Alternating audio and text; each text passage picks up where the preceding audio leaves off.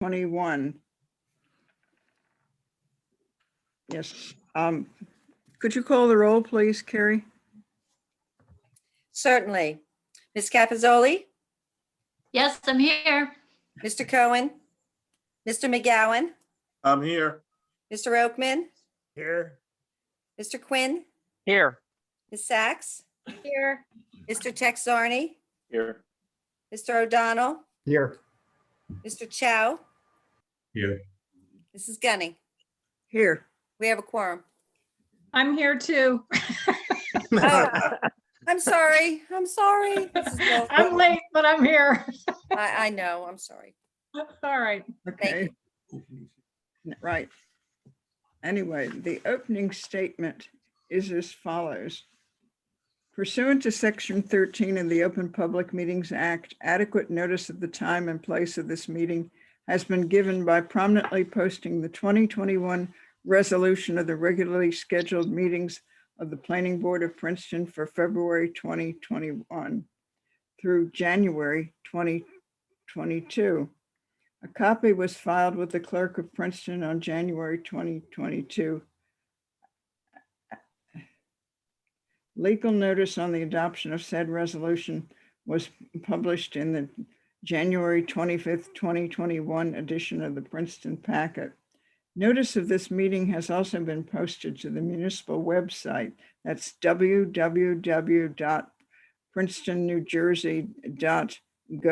www.princetonnewjersey.gov/calendar. Pursuant to Executive Order 107, due to the state of emergency in New Jersey regarding COVID-19, that's coronavirus, notice that during the declared state of emergency, all regular and special meetings of the Princeton Planning Board will be held electronically via Zoom and was transferred to the Princeton Packet, Town Topics, the Times, and was filed with the clerk of Princeton on April 8th, 2020, and again on January 6, 2021. Please note, as with regular in-person meetings, members of the public will have an opportunity at a specific point in the proceedings to comment and ask questions. Please be aware that this meeting is being recorded. Those wishing to comment orally should virtually raise their hand using the button at the center of the bottom of the participant screen, or if participating by phone, by pressing *9. Oral comments will be taken in the order in which the hands were raised. We ask with respect that members of the public please do your very best to limit your comments to 3 minutes. Inappropriate public comment containing obscenity comments, hate speech, or relating to matters not before the board will be immediately muted. The raise hand feature is not the same as the thumbs up icon or the applause icon. If you're having difficulty accessing this feature, use the Q&A dialog box to let tech support know, and they will try to assist you. So are there any announcements, Carrie? Just that we have a master plan meeting coming up. I believe Right, that's Madam on- Chair, if I may, this is Louise. I just, wanted to give a heads up that we have a master plan committee meeting Monday, the 10th at 1:30.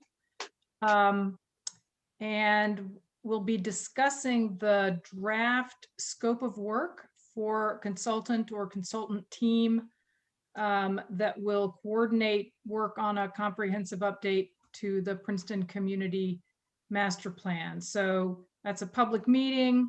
We'll have public comment after the committee discussion. And Justin will, or Michael or Carrie, but probably Justin, will circulate to the full board tomorrow morning the draft scope of work that we'll be talking about on Monday. So if anybody has comments, whether or not you can make it Monday, comments or questions about the draft, please don't hesitate to pose those to Justin or to Michael.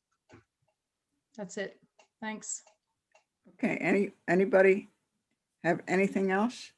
If not, let's move on to the resolution / findings of fact. This is the trustees of Princeton University. It's dated March 4th, 2021. It's major site plan, the Art Museum, Elm Drive, block 45.01, lot 101, and it's file number P 2020-899P. So do we have someone who's going to comment on this for us? I'll briefly describe it. And there are a couple of minor corrections I wanted to make. But this was the application by the university for basically a new and expanded art museum. A little bit was being left, but most of the art museum was being demolished. There were concerns expressed about that. But the board did grant preliminary and final site plan approval for it, for the new building and for the pretty elaborate circulation system that's associated with it. In addition, there were 8 signs that were proposed. 6 of them were on the building, and were basically entrance signs, building identification signs, because there were multiple entrances, and 2 banner signs. The ordinance permits only 1 sign, so variance was granted for the 8. It also limits the square footage of the signage to 16 square feet. 7 of the 8 were bigger than that, and variances were granted for that as well. And then several conditions were imposed. And then if I could just indicate the corrections.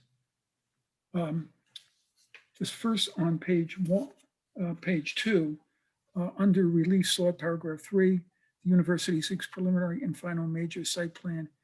Carrie, if you can add approval.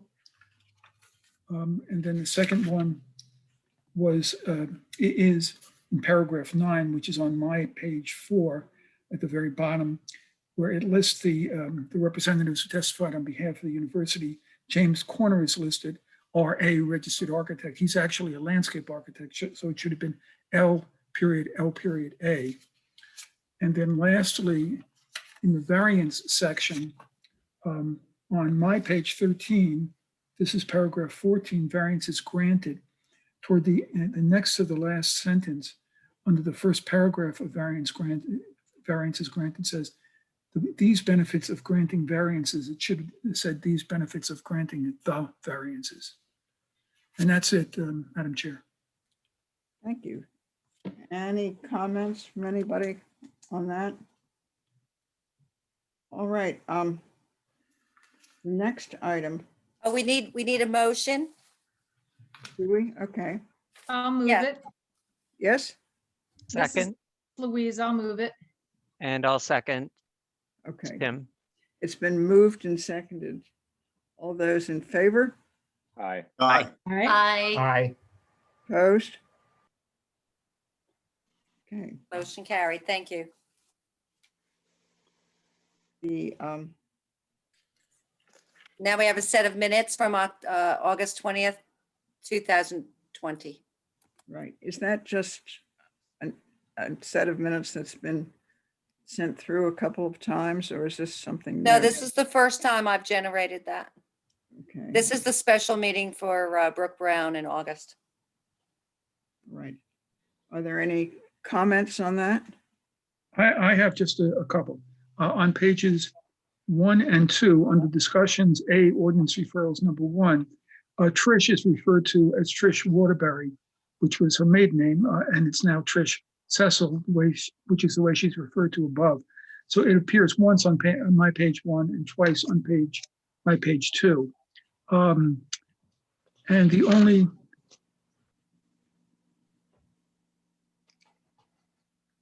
You're on You're mute, on Mr. mute. Muller.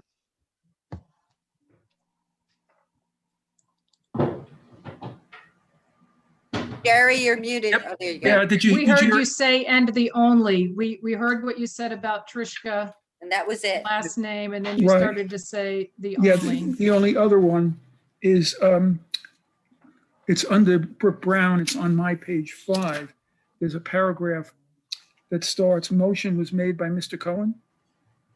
And the last sentence says, the applicant will also work with the representatives of Herringtown Woods about accessing the gazebo. I think it's supposed to be assessing the gazebo, ASSESSING rather than ACCESSING. And that's all I have. Okay. Anyone else? Thank you very much. Oh, you're welcome. All right, if there are no more comments or discussion, could I have a motion on this? I'll move. And a second? I'll second. Owen, this is Owen. I'm sorry, that was Owen? Yes. Thank you. Okay, it's been moved and seconded. All those in favor? Aye. Opposed? Okay, carried. Wonderful, thank you. Now, the fifth item on this list is an ordinance referral, and it's for appeals from decisions of the Historic Preservation Commission. Does anybody have any comments on that, or?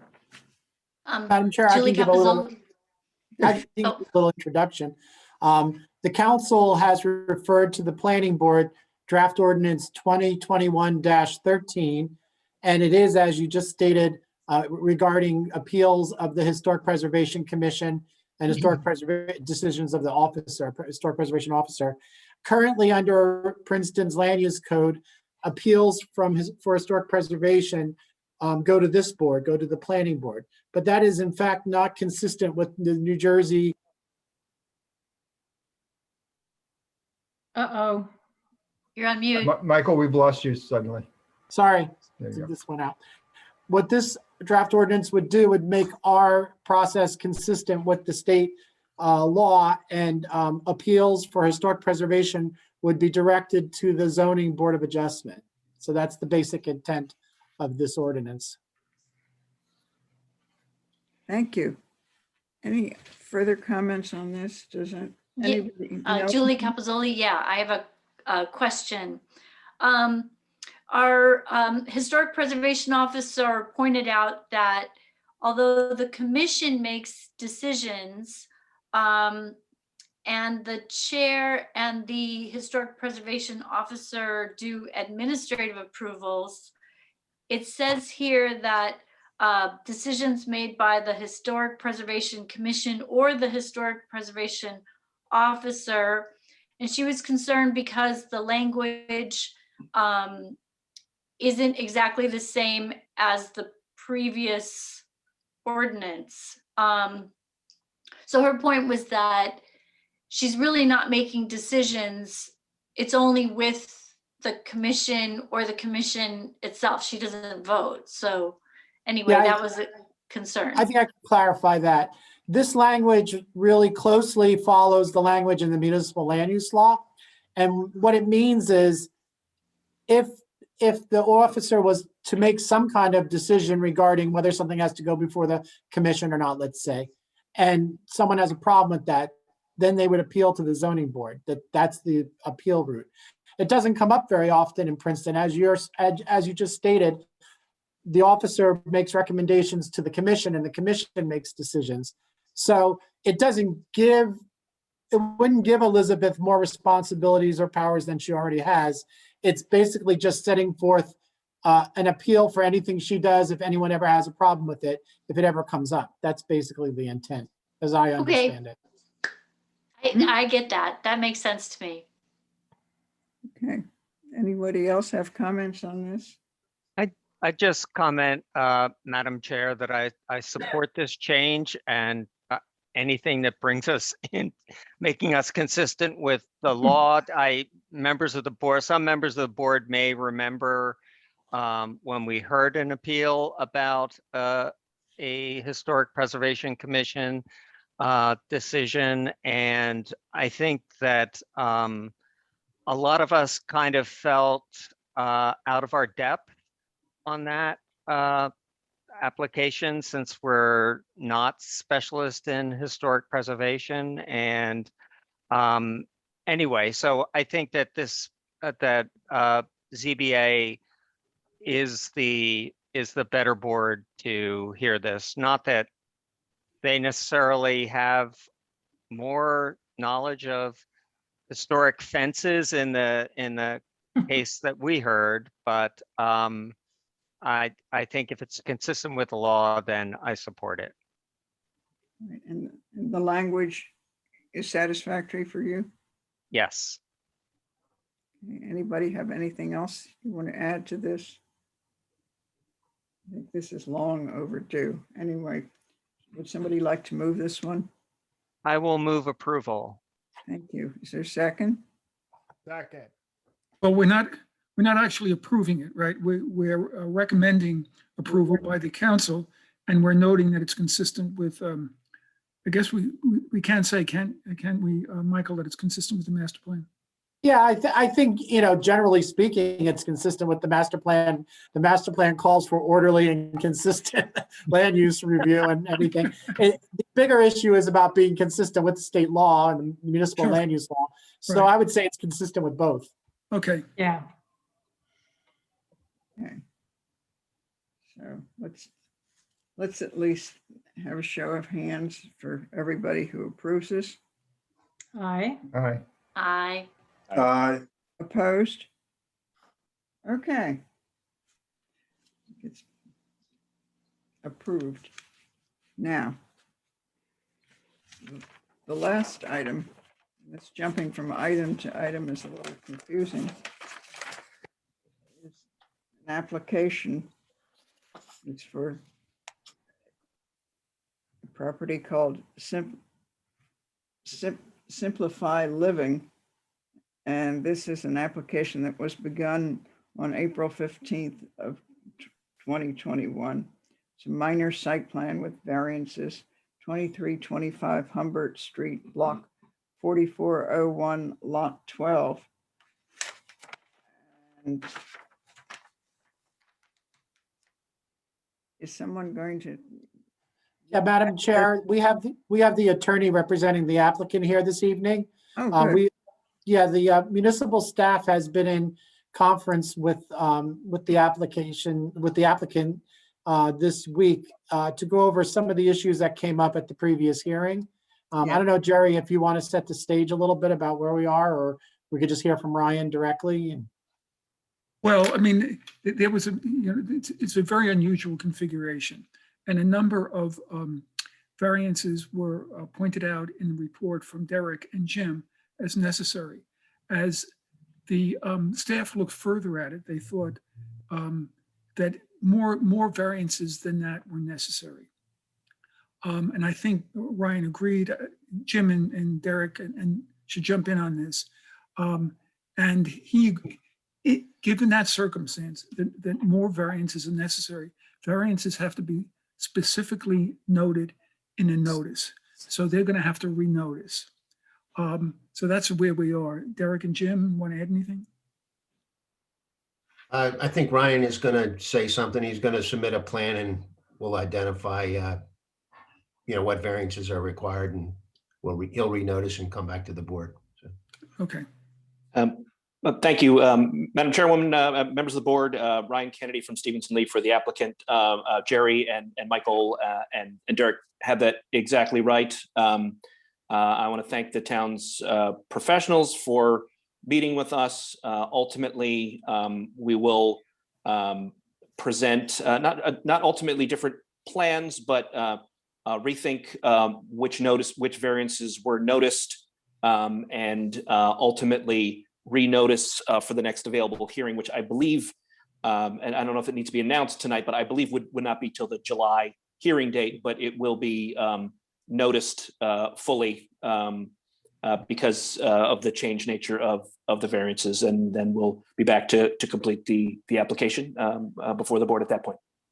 Ryan, as I see it, I don't know that we can carry it since you're going to be renoticing, but if we don't carry it, that means we're going to start all over again. I don't think we want to do that. I agree. So that So maybe my we understanding from Carrie is that the first meeting in July is available. On that, we have asked that it be carried to that point. We will renotice for the meeting, and and proceed at that point. And to the extent that an extension of the MLUL time is necessary, and I'm pretty sure it is, accept this as our consent to that, and I will confirm that in a letter to Carrie as well. Okay. Thank to you. the- That would be to July 2nd. Thank you. Yeah, and if there are members of the public that are listening in, there won't, well, there will be further notice here, as opposed to the usual carrying where there isn't. And, So Jerry, I have a I'm sorry, question. just, I do have a question also. I'm sorry, Louise. No, please go ahead, Owen. Yeah. Okay, so I just want to be clear, at the July 2nd meeting, we'll just be hearing about the new variances and not a new a representation of the Right. the application. I'm going to Okay. jump in and clarify that the meeting will be July 1st. Kerry was referring to the extension of time to July 2nd. Gotcha. Yes, Okay. thank you. Thank you. Okay, thank you. I understand now.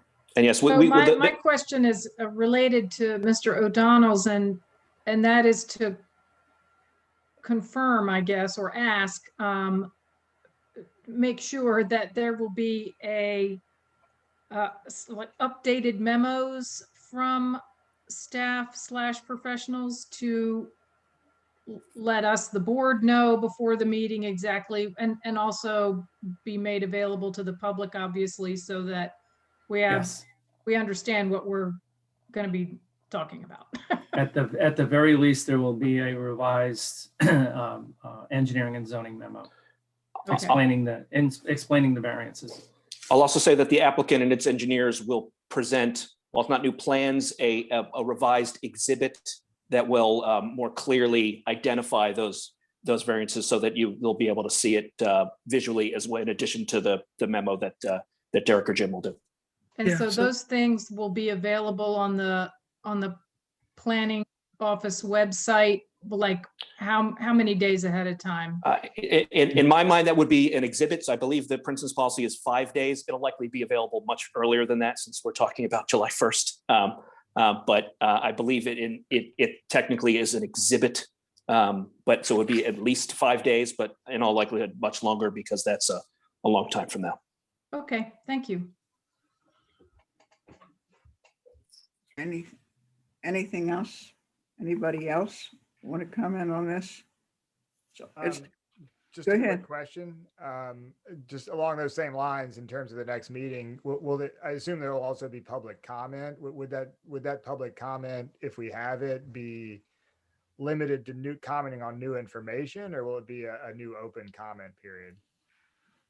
I think it should be limited to the new information. I believe we actually closed public comment, but we'll reopen it for the reason so that Ryan's people could put on what they're going to put on, and the public does need an opportunity to comment on the new material. But I don't think we have to reopen it more generally than that and let them speak on matters that have already been covered. And Michael, what's your feeling? I was just going to say, Jerry, so it sounds like what we'll do is we'll open comment and questioning for what's presented on that evening. Something Mr. Brown touched on, which is where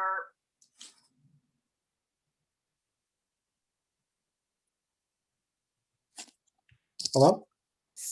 Sorry, Ryan, you're. I apologize. My audio cut out. I apologize. All right, I missed. that's fine. Go ahead, Michael. No, I was just clarifying it to understand what Jerry said, that basically public comment and questioning will be on what's presented at the next hearing on the 1st, the new material, new information.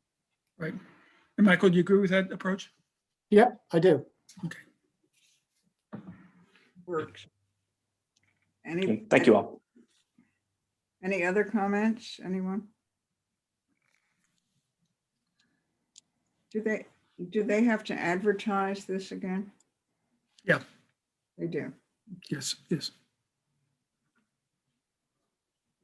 Do we need to take any action, Mr. Muller? No. Okay. All right, if it's agreed upon that that's the path we're going to follow, fine. Would somebody like to does this get a motion? I guess. No, I think we're all set, Madam Chair. We'll be carrying this to July 1st. In Mr. Cohen's absence, I was going to move that we adjourn. I will second that motion. Mr. I Cohen, mean, will you try to there's vote? nothing else on the agenda, right? There is nothing. Well, since Mr. You Cohen, don't have anything hanging around in the office, Mr. Laplace, we could get started on? I'm sure. I we'll know, find there's something. no noticing, I know. Not yet, anyway. All right. All of you, all board members who are in favor of adjourning, please raise your hand. Aye. Okay. I. Opposed? Carried. Goodbye, Ryan. Right. Bye, Everyone. everybody. Good night. you, Thank everybody. you. See some of y'all on, Bye. on Have a good Monday. night. What was that? Thanks. What did she say?